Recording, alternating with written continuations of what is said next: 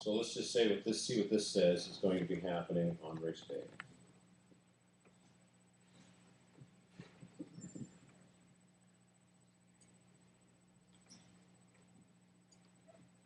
Again, this one here, we're 1,300 hours on the 10th.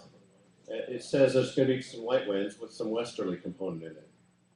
And so, as a sailor, we'll have to see what it tends to do. But this tells me that we would not be heading out away from shore, if this model is correct.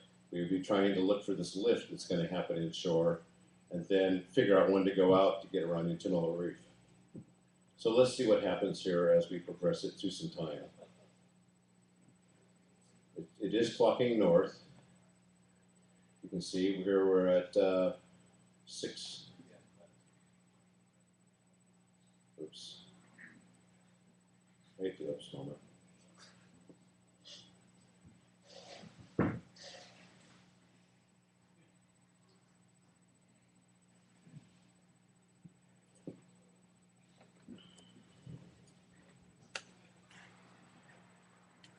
So it's predicting at light winds again. This is another military model, 10 knots, lots of westerly component, clocking to the north, and it looks like it's building here in the middle. So you have to decide how your boat does with what to do there. If you're going to go offshore and come back in, or if it's a lot of westerly, get up the coast, and as it goes north, you come back out to get around the hard spot. It predicts it continually clocks north. And the winds are building. Here we are at Friday the 11th. It's continually clocking, and it's getting lighter up here around the corner.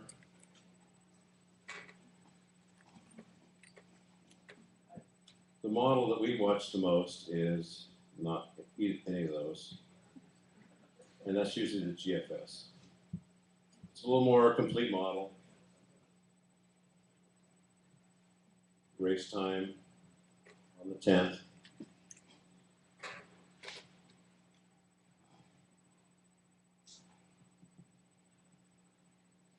Hey John, catch me on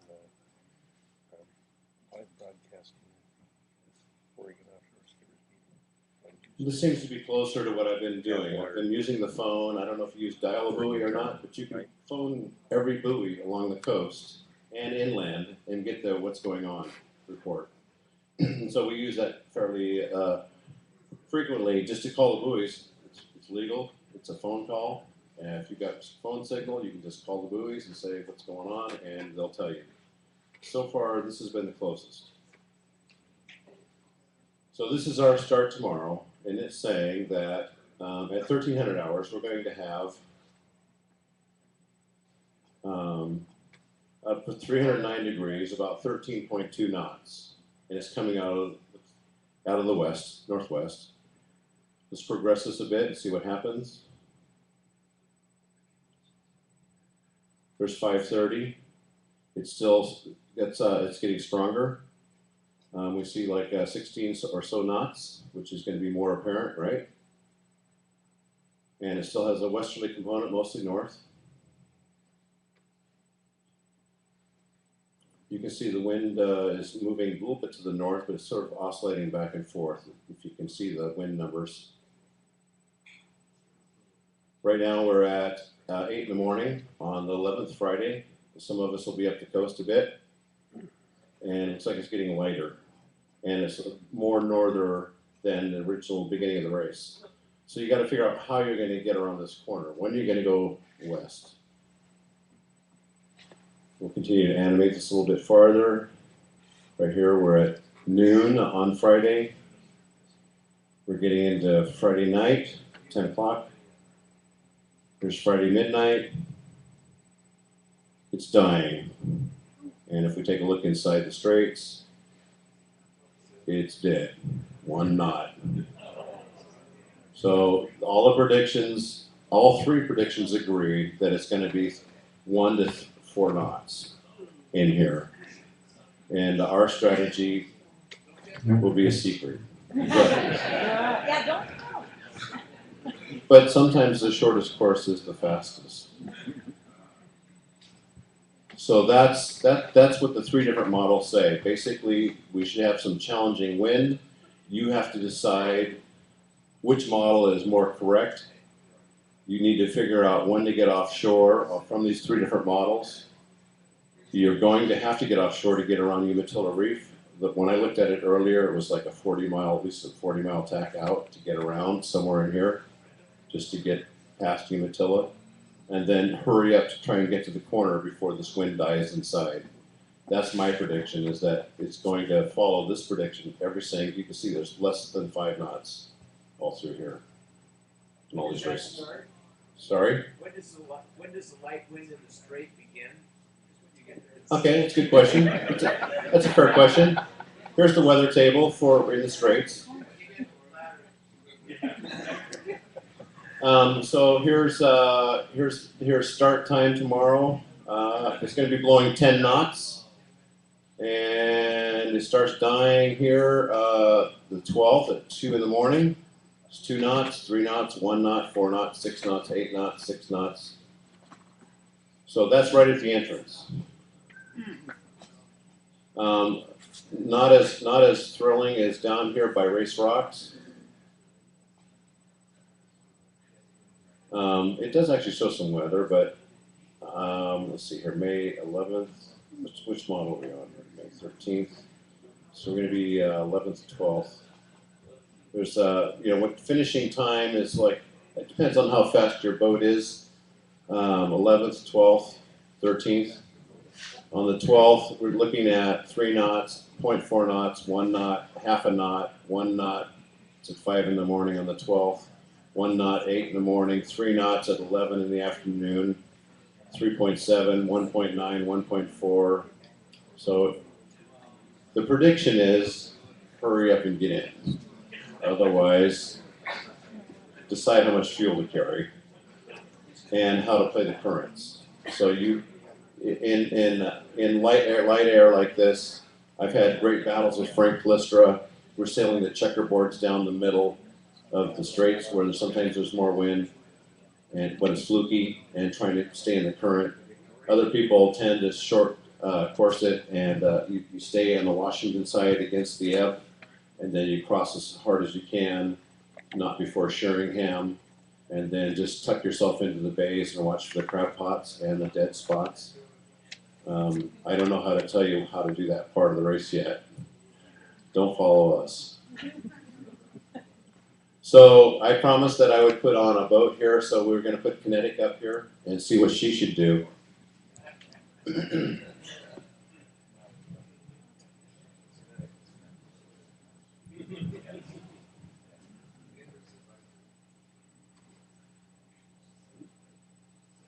So this is Kinetic in the 3 different models. And let's go to race time here.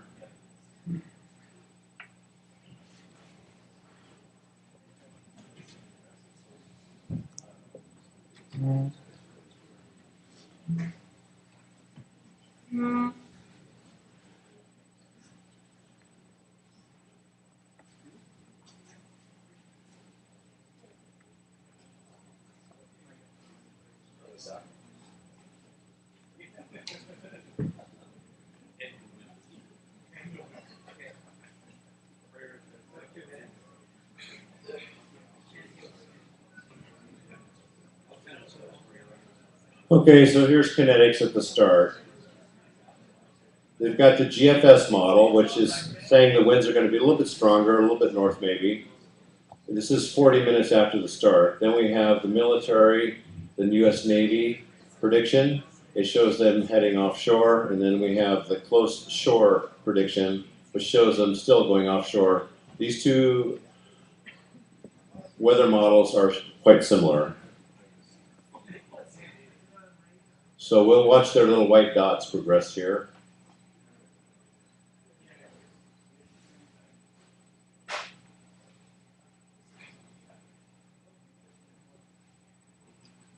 Does this take into account the bucket we put on Kinetics? Is it a bucket of beer or rum?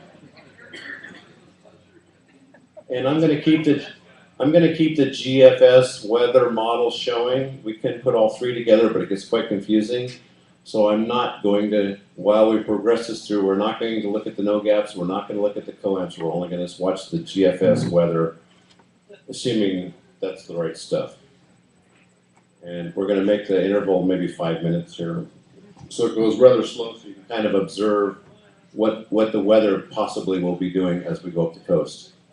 So that's 40 minutes after the start. Here's kinetics. They've got one tactic going into shore, basically, and riding that up till there's a wind shift, and then they're tacking out to roughly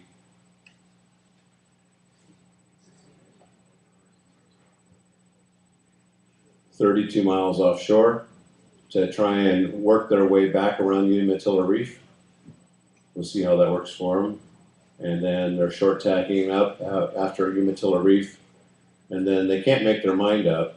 I don't know what's wrong with them here, whether to come over and try and play the currents or to get out into the current and then tuck into the Canadian side. And then, oh my gosh, look at all those 0 knots right in there, trying to get through race rocks with no wind.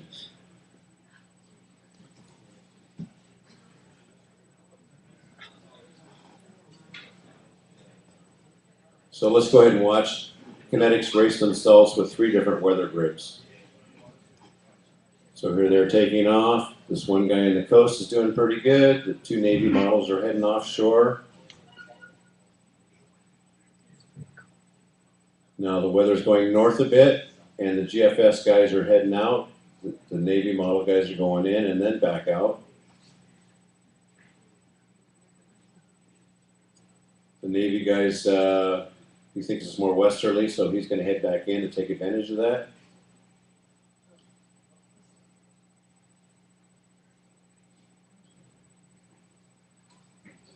The GFS guy is sailing pretty close haul here in 15 knots.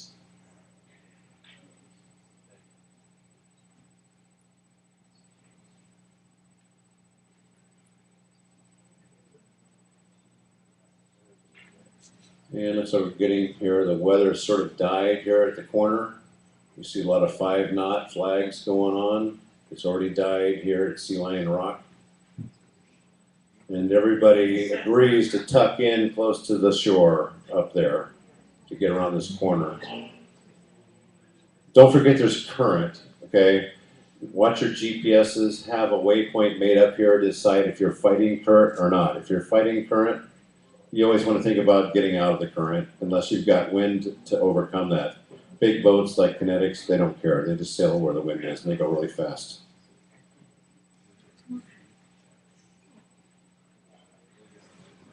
So everybody actually kind of rounds the corner at the same time here. The Navy guy's ahead so far. The GFS model has made a bad decision to go straight over to Canada. Too many miles sailed. And the U.S. Navy guy, look at him. He's doing good. Although I don't think that's what the wind's going to do. And see the current arrows here. The GFS models guy's gone out into the current. When the current starts to turn, he's going to head back in. Whereas the no gaps guy, he's staying out of all this mess along the coast. So the Navy has already finished a long time ago. The GFS model is saying less than 5 knots of wind.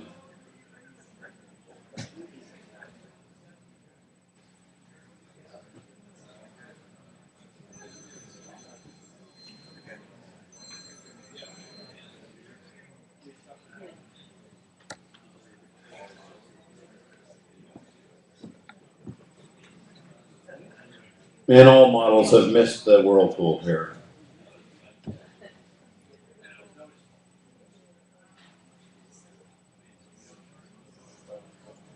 So I know that's kind of dry, but I showed you 3 models. I showed you the same boat racing the 3 models. The decision for you as a skipper and the navigator tomorrow is decide how north the wind is and decide when you need to go out to get around Umatilla Reef.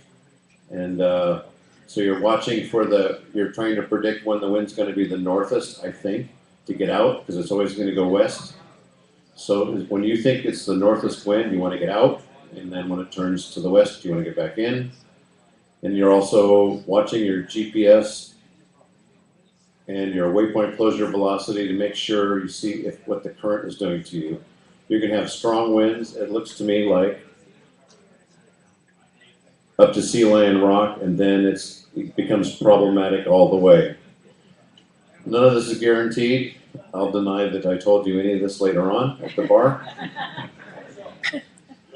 But that's what science says is the possibility for tomorrow's start. There's plenty of time to sober up, so have a great time here tonight. And welcome to all the new boats. I'm proud of you. This is a great race, and it's a good warm-up for any ocean crossing because you're going to see everything. I don't know how many people have AIS or internet to watch us all on the spotter, but we have it.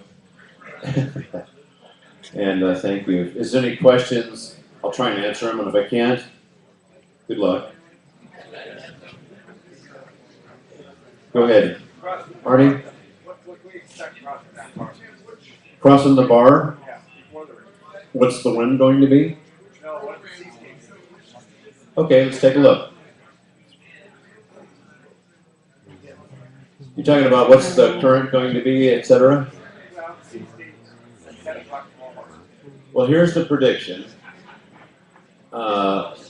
So, what time do you think a 3-hour start before the race? Yeah. Let's just say, because what is it, 14 miles, Eric? You know? It's about, well, I guess I got the computer, right?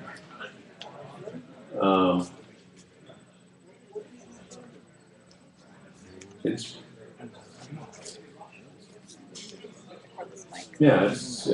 14, 15 miles to get out there. So if you know your yacht speed, 6, 7 knots, let's take a look at what's predicted tomorrow.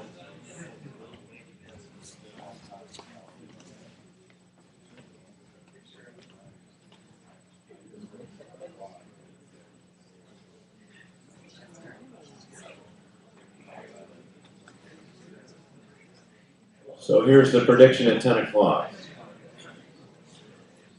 It's ebbing.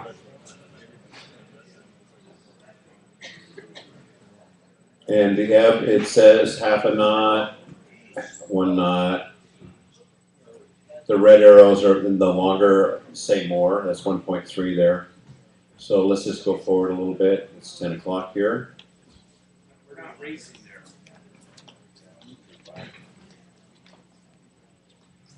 So there's 12 o'clock. Looks like you're fighting a little bit of a flood.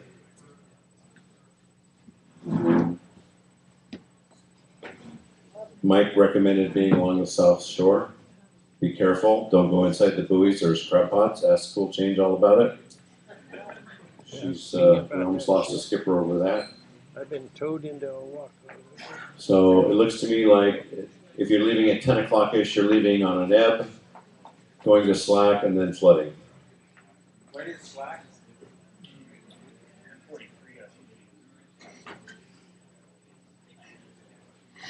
Well, I'm going to just look at the computer here. And it's different every part of the course, but that is 1140 on this. You know, it's a little bit in, some out. So it's not a consistent thing. 11:30, and how far will it be from the starting line? The starting line is, when you're crossing the bar, the starting line is buoy 2. This is the bar. It's 5 miles.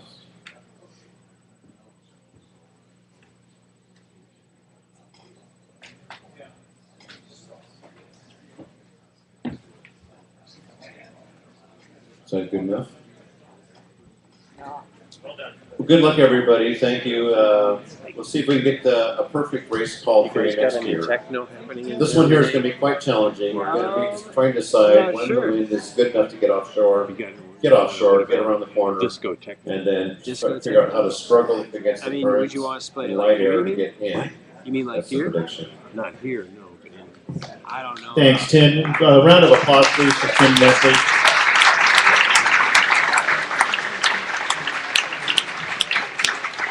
If only in 2006 I followed their advice and had gone over to the Canadian side.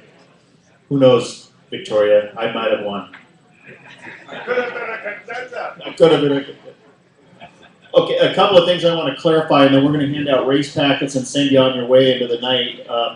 As far as start time, which I mentioned, 1300, we're running off of a GPS on board for that, just so you know. Your spot trackers, and we're going to get into, and I'm going to introduce Vern Burkhart momentarily, but on the spot trackers, it's actually every 24 hours you need to refresh those.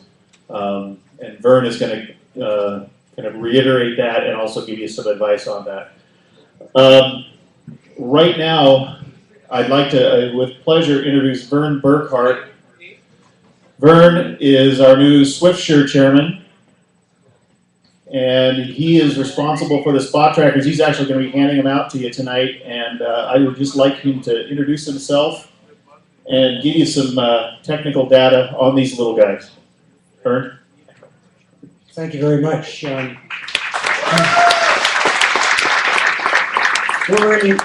We're really looking forward to your arrival.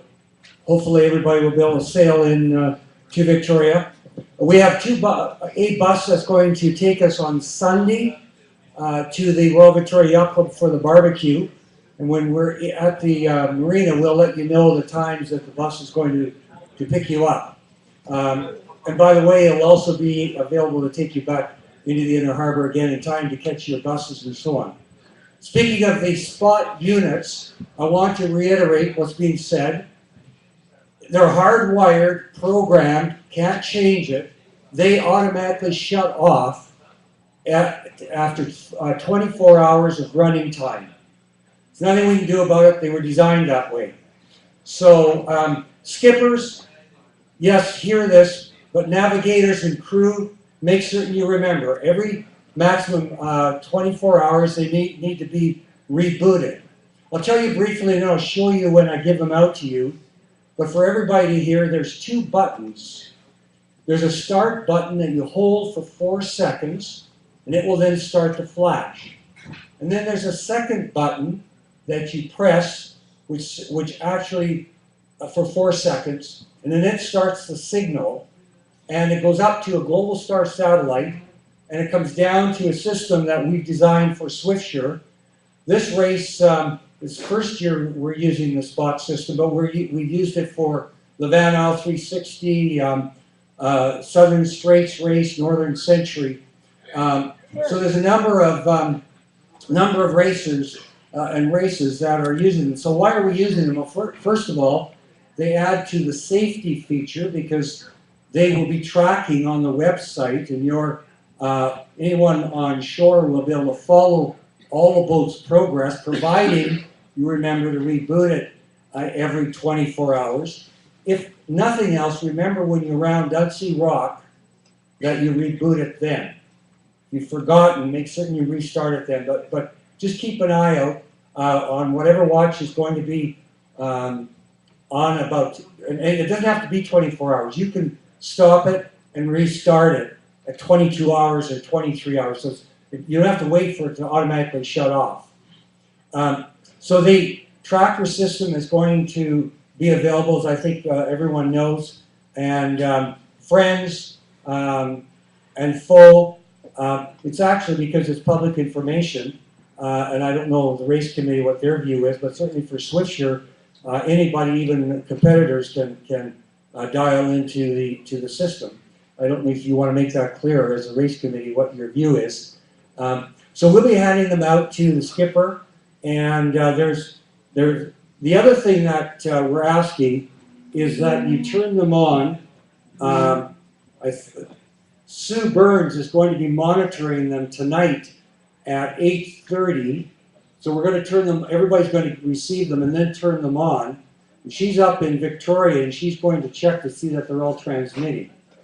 So I think that's all I have to say. Oh, by the way, David Sutcliffe, who was introduced, who's the chair of the Vic Maui race, who's keen to talk to you if you're interested in the race. Do you want to stand and raise your hand? skipper of Kinetic. By all means, great race. If you want to ask him any questions, he's keen and available. Thanks, Vern.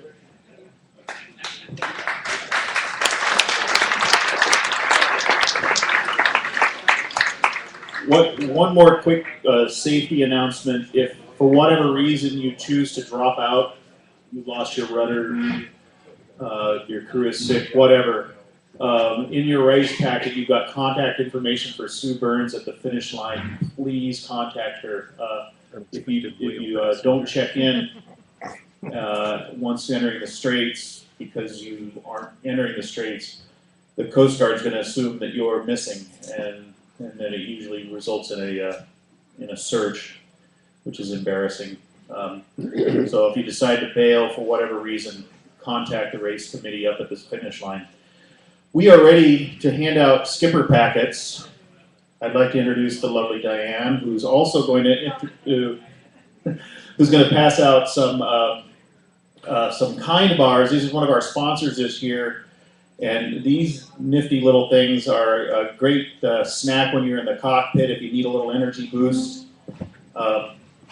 They work great. And I'm going to run through these just by fleet. If I need a crew list from you, I'm just going to announce it real quickly. And then at the same time, Vern is going to be handing out your spot trackers. So let's start with one of the someone want to answer that? We're going to start with one of the prettiest boats on the river, Reba. Took it all here 2 or 3 years ago. Okay.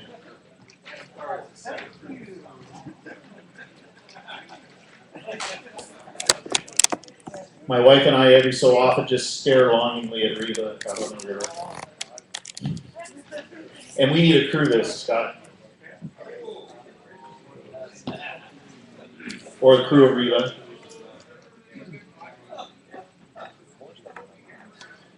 Next boat, coming down from Vancouver, BC, Kinetic. It's great to have a Canadian boat in the race again.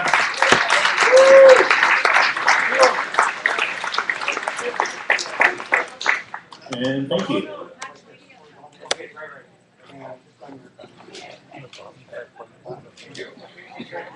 It's right over here. Another gorgeous boat on the Columbia River. Tom and Anamkara. Tom, you out there?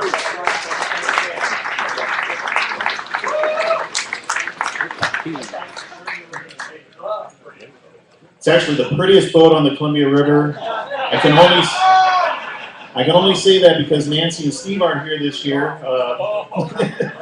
Otherwise, I'd get glared at. Okay, got Reba's. Thank you. Oh, by the way, there's this like air set of batteries. Okay. The chip quit working. Take the batteries out, put these in the car, and the batteries have to come back. They're not still batteries. They're listening. So don't get to turn it off. Here's a boat that's won the Offshore a number of times. They come down from Orcas Island. They haven't been involved in the last couple of years. We got them back, so this should be an interesting race. Bob Brunius and Time Bandits.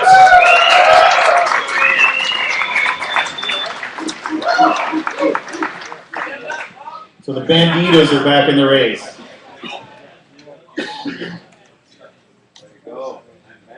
It's another fast boat. Here from actually the healing port of Hood River.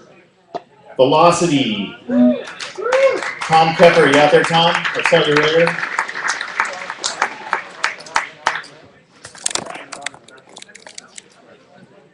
And I need a crew list before the end of the night.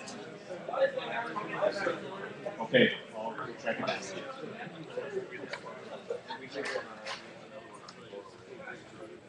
Another boat. First time coming from the north.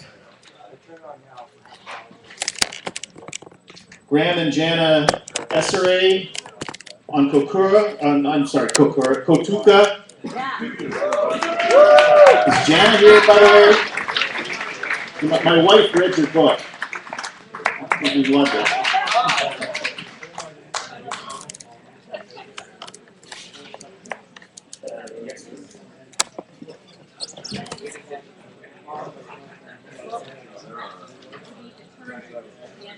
This is a new boat to the race. The skipper is not new. The name is, you usually would associate with a J24, but no longer. This is Free Bowl of Soup, Doug Shank. Yeah. Oh, Eric Hopper. So where's Doug? So Doug's got the J24 and Eric's, okay. Sorry, Eric Hopper, skipper of Free Bowl of Soup. Sorry, Eric.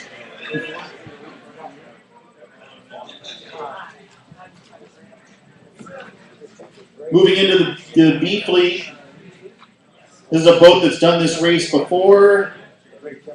I'd love to be on board someday, Nicole. Siren.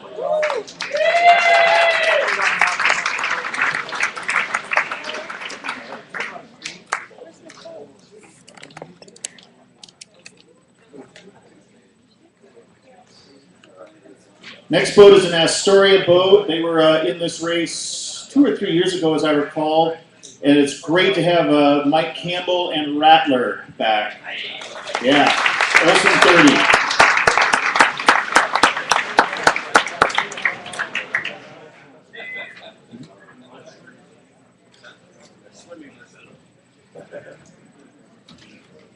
Next boat has also done this race a number of times, and it was terrific to see them back again last year and this year out of Mount Vernon, Washington. Passepartout, you out there, Pete?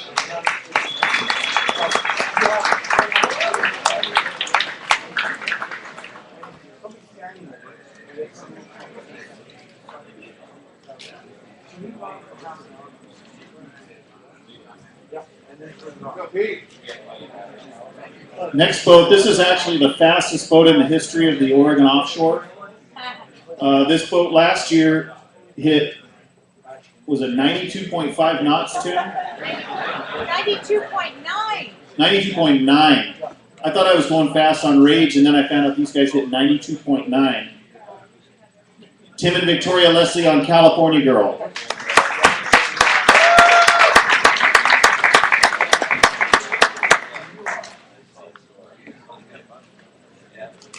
Victoria, I need a crew list before. Yeah.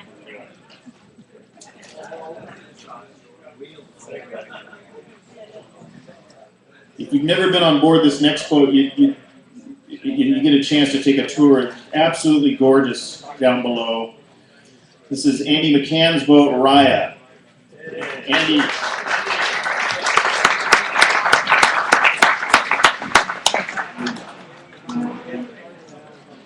And I'm going to crew this from you as well, Andy. All right, I'll talk afterwards. Here's a boat that started on the Columbia River in the cruising class and kept moving up and up and up. And it's getting more and more competitive every year. Yeah. Frank Norgon and Cool Change.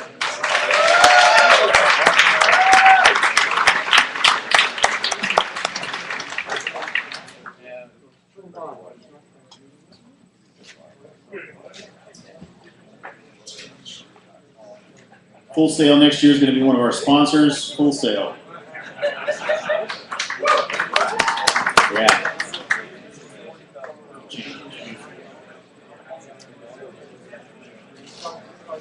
Moving on into the Sea Fleet. Boat that's done the race before. Jim Callan and Katz and Jammer. Jim, are you out there?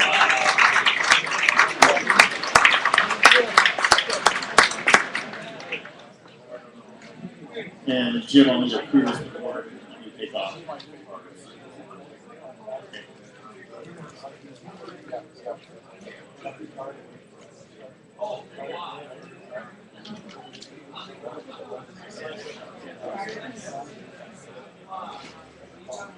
Is Rich Elstrom out there? Yeah, here's a boat that's done the race a few times, Aja.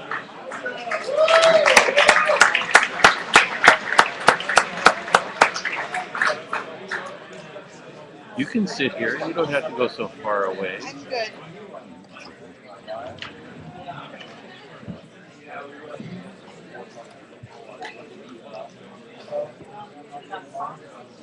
Thank you. Anybody you know who would want to watch this? I don't know. I'm trying to get viewers.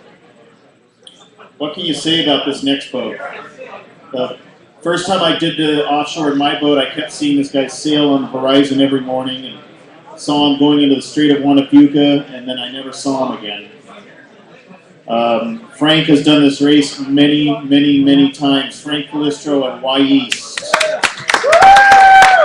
Frank is our safety boat as well.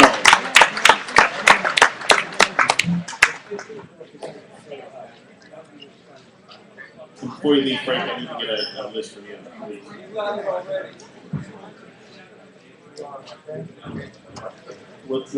Victoria has So here's an interesting situation. The first time I did offshore, we traded tacks with this boat, which was at that time owned by Tim and Victoria Leslie. It's since been sold to Richard Hudson's. This is 3-win. So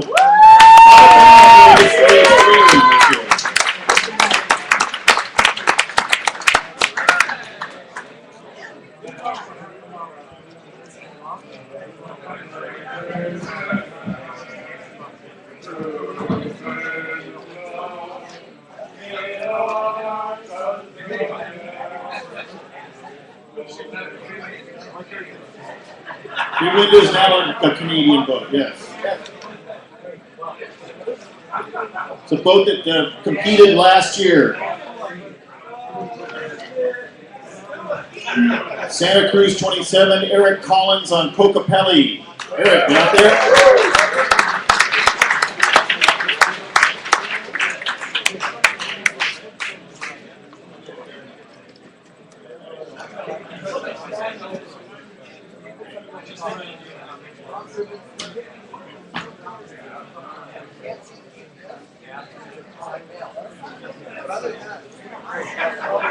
We have a new boat to the race this year. This is in our cruising class. This is also a neighbor of ours at Cannon Beach. But these folks are not new to the offshore.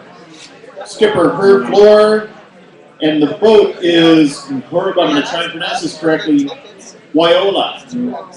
Wyola, Beneteau 47. Which we got to take a tour of today, and it was gorgeous down there. And above.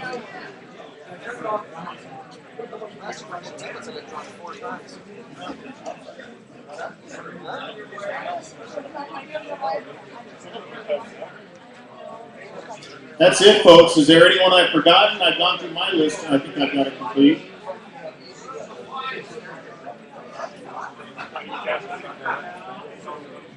All right, we're going to wrap this up.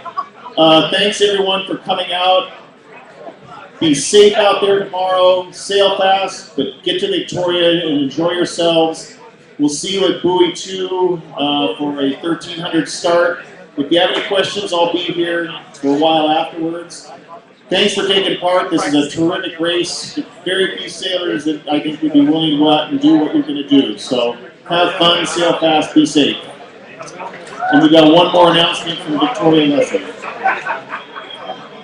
Please, let's give a really big hand to Eric Ruse, who really does an awesome job.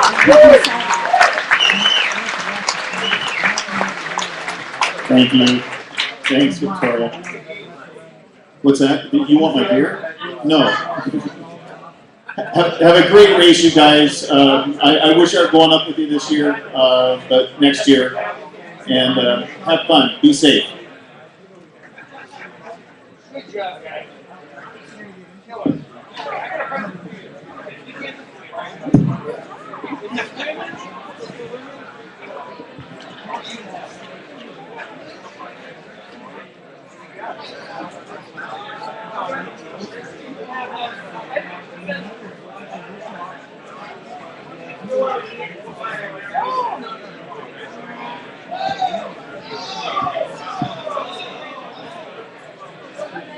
Guys, before people leave, real quick,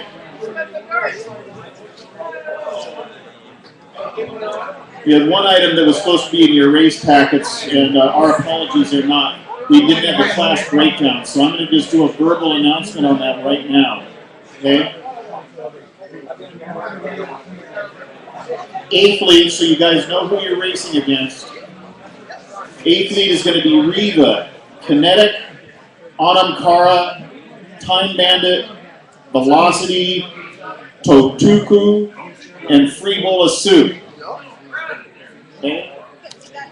B Fleet sailors Siren, Rattler, Passepartout, California Girl, Raya, and Cool Change. Oh yeah. C Fleet, Cats and Jammer, Aja, Wais, yeah. Cocapelli, and Freewind. And our cruising class is Wyola. What I'll try to do, guys, is go out tonight, get some copies of this, and then I'll try and get down to the docks and get these distributed. Our apologies.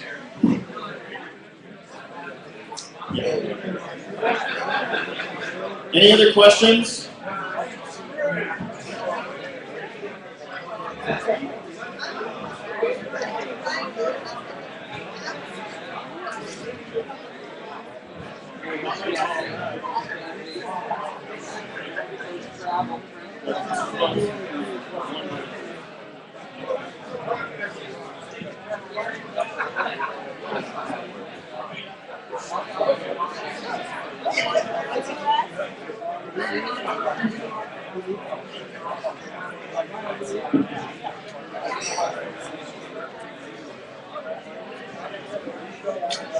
Again, if your crew rate lists aren't in, please get them to me. If you send them electronically to Sue Burns, you're okay.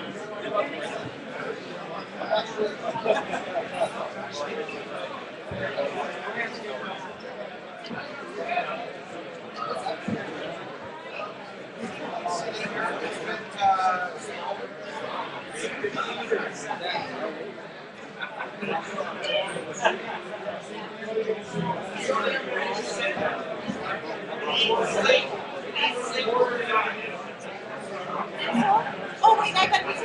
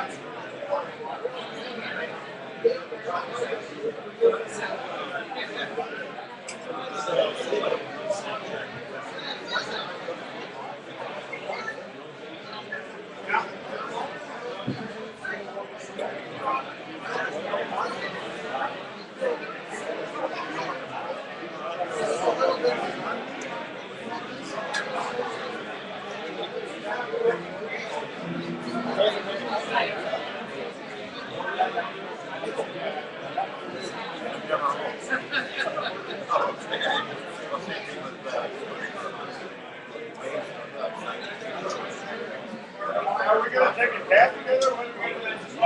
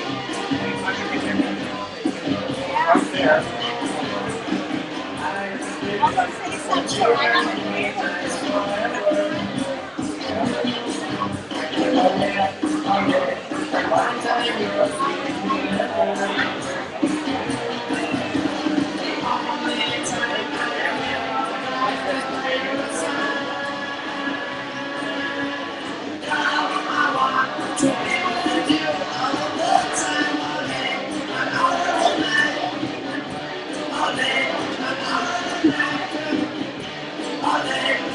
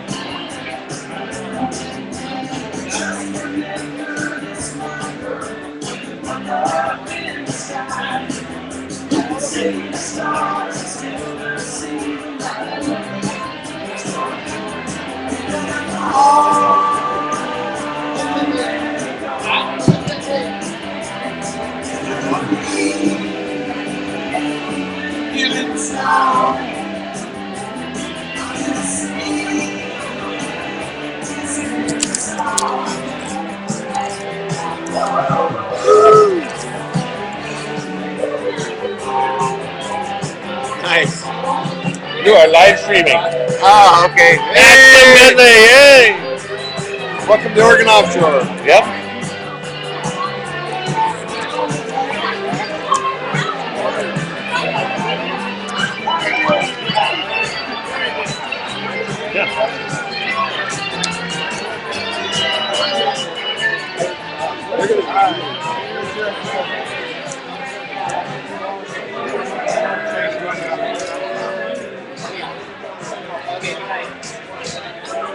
What? Nothing. Okay.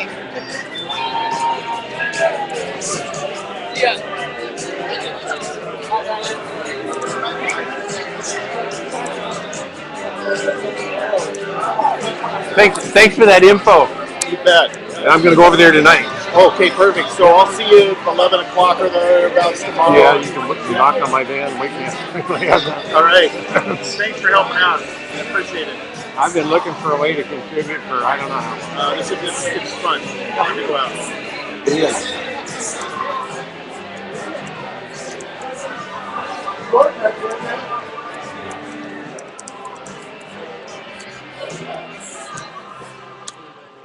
Hey, that was the Oregon Offshore kickoff party for the skippers meeting, and there's the Oregon Event Center right there.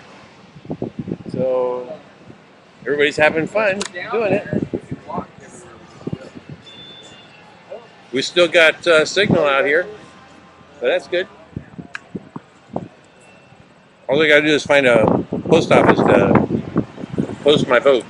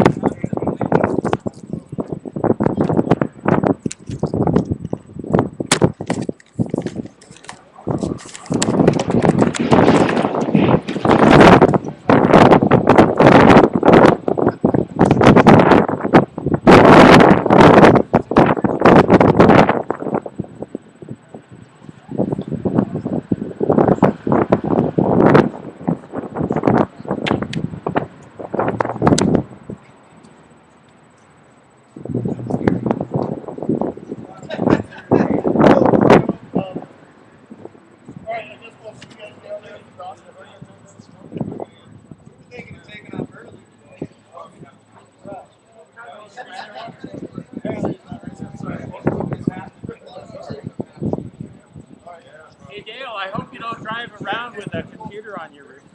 Not usually. Are your doors unlocked? I just want to listen. Yep.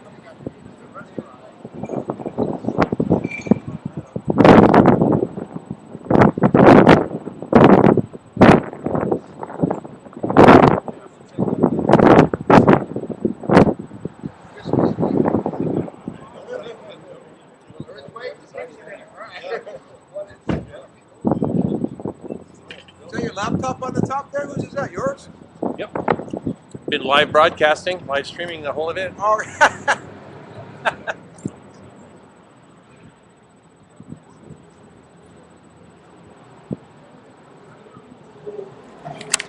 Welcome to Astoria.